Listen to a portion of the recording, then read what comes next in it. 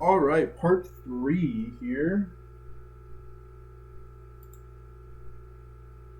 We're going to derive the expression for heat transfer rate, Q, in terms of the overall heat transfer coefficient, U, area available for heat exchange, A, and the log mean temperature difference for Q for a co-current heat exchanger. Explain why this is also valid for a counter-current heat exchanger. So I drew out some plots here just to explain what we're doing here. So the flow of the hot water is going through a cross-sectional area and is transferring some heat to the flow of the cold water. It's not the opposite. The cold does not transfer the hot. Hot transfers to the cold. They're both flowing in the same direction from position 1 to position 2.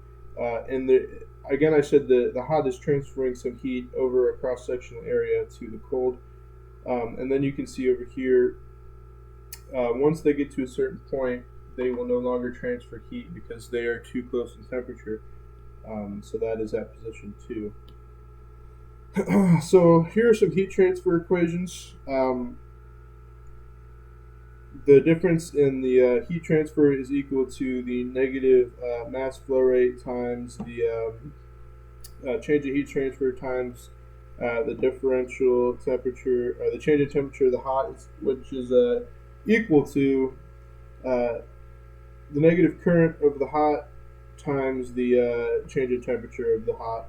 And then that's the same for the heat transfer of the cold, except it's not negative because the cold is absorbing that hot temperature. So that's just going to be equal to the current of the cold water times the differential times the difference in the cold temperature.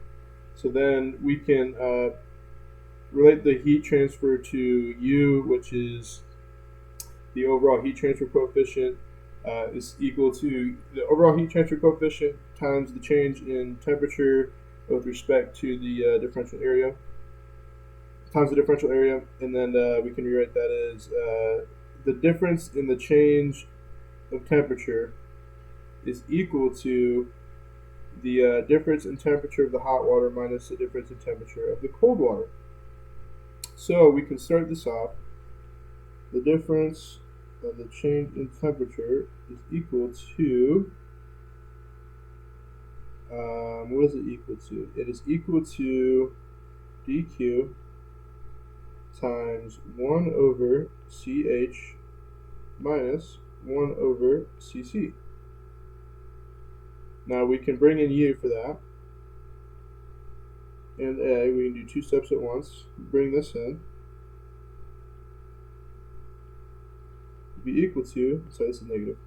Negative u, same thing.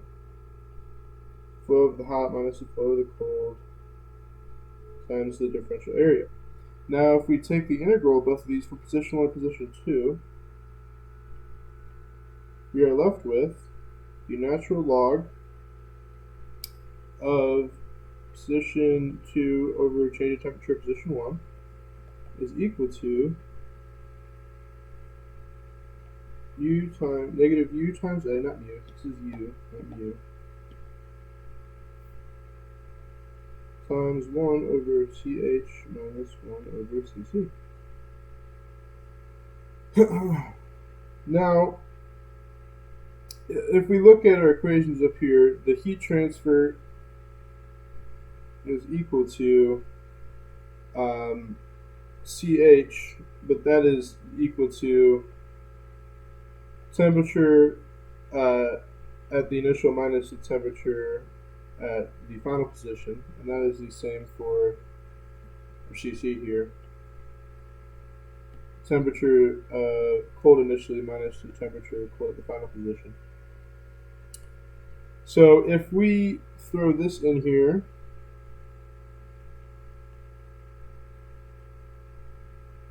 and put u times a over q, we can actually, instead of doing 1 over the flow rate of the hot water, or the flow of the hot water, we can do, I'm sorry, the temperature change of the hot water, we can do temperature hot initial minus the temperature change at the final, plus, I'm sorry, these are supposed to be pluses. by the way. Plus the temperature of the cold initially minus the temperature of the cold finally. And then we can rewrite these so that it looks like this.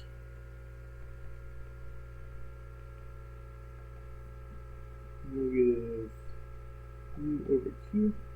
You can rewrite this as temperature of the hot initially minus temperature of the cold initially plus the temperature of the hot finally minus the temperature of the cold finally.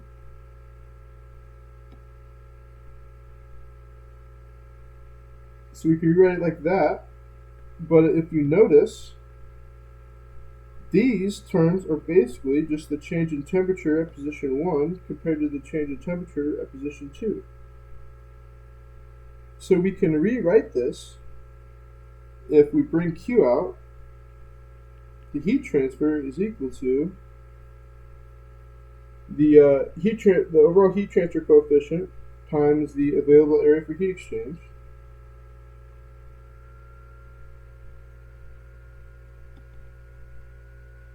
we'll keep these on top, times change in temperature at position 1 plus the change in temperature at position 2 all over the natural log of position change of temperature at position 2 minus change of temperature at position 1.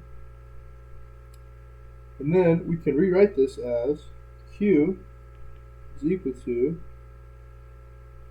UA change in temperature times the logarithmic mean, the log mean temperature difference.